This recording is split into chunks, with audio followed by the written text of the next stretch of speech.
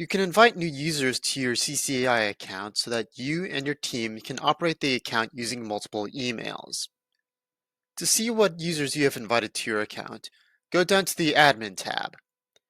The initial menu should show you the list of users that are actively using the account, including their email, first name, last name, their role, and whatever clients they are attached to on that account.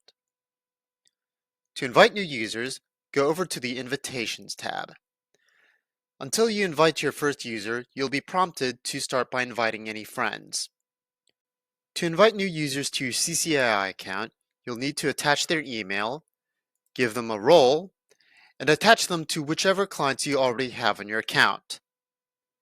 After you've sent an invitation, the Invitations tab will change to show a new menu showing the email that you've sent an invitation to, when you created the invitation, and additional options for resending the invitation, copying the link, or canceling the invitation. The user will then receive an invitation email with a registration link. This is functionally identical to the main sign-up page, with the only difference being that the email is already established and cannot be changed. From here, they just need to provide a password and name.